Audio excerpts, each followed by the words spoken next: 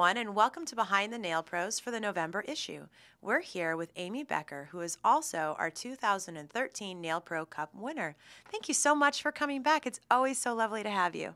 Thanks for having me. For this cover, you wanted to be able to touch on some designs that you created for a competition this past year. Tell us a little bit about those designs. Yes, at the Long Beach competition, the theme was game pieces. So I did a Native American chess set, and I thought that they would make a really good cover because I do like seeing different types of artwork on the covers. So these are sculpted completely out of gels using our gels, our Masterpiece gel paints in particular, because they're a type of gel color that you can actually sculpt with.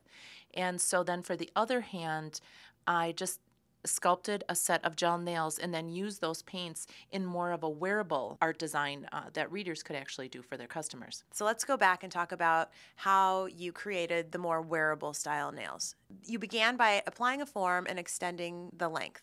Any tips for that? Yes, we have a very special keystone technique that makes overlaying and extending gel nails extremely easy, and it's only with one step unless you want to go extra long with the nails like we did for the cover, and then it's actually two steps or where you have to pick up a second bit of gel.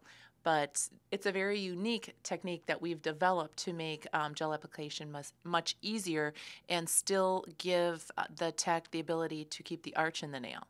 And then after that was sculpted, we filed, created a shape that would match the design, and then covered the nails with red gel polish.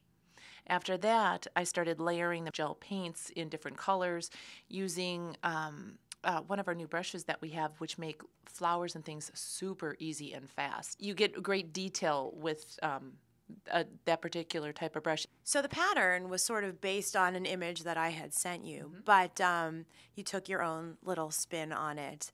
Do you sketch out the design before you start? How do you make sure that you're going to follow the pattern that you want?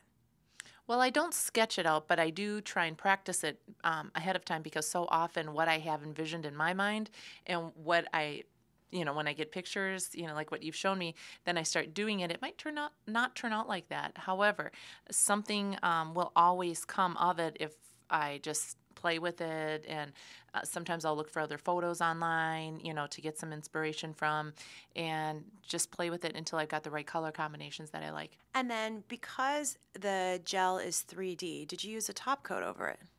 I did not. These gels do not require a top coat. They cure without a residual layer, so they're shiny and they're dry. If someone in the salon was going to recreate this look, what kind of tips can you offer for them? Book extra time because whenever we're doing nail art, it's always going to take a little bit of extra time.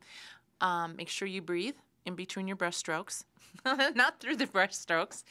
And make sure the darker colors get 4 minutes of cure time instead of 2. So, in case people don't know, but I'm sure they do, we have a superstar here in our midst, as this is the second time that you have won the Nail Pro Cup and the fourth time that you've won the U.S. Invitational for gel, going to Dusseldorf this March. How exciting. How has all of these repeat wins built up your ability in your career? Oh, it has just caused me to strive that much harder to make my work better, to make our techniques easier to teach. It has allowed me the ability to network with nail techs from around the world, and there are some amazing techs from around the world that I now know and I can consult with and bounce things off of, and that's always very good too, because I always have to learn. If I'm not learning, I'll stop. I'll just quit. So for me, that it's all about the education and the learning. And what can you tell new techs who are about to go into the competition arena? Maybe they're a little nervous, maybe they've thought about it but aren't really sure if it's for them. What kind of advice can you offer? The best advice I could offer is just do it. Most everybody I've talked to has said, oh, I need to be ready. I think I'm going to wait for this. I'm going to work on this. I'm going to work on that.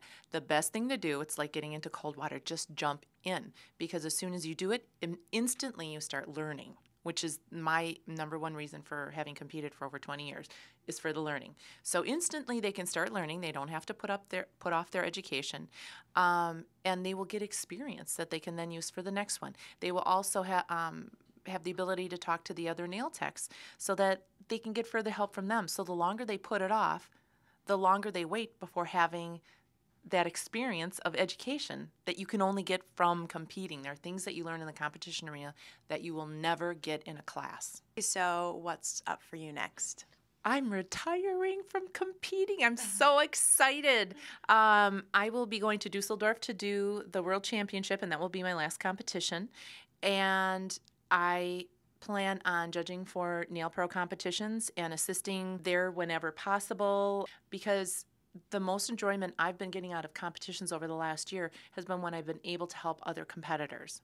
So that's an arena I want to move into. We're super excited to have Amy join the NAILPRO team in 2014 to write a column about competing, to educate the newbies, to give her amazing advice and tips. And I think that hopefully with your help, we'll get more people into the competition arena going forward. Yes. Well, as always, it is so lovely to have you here.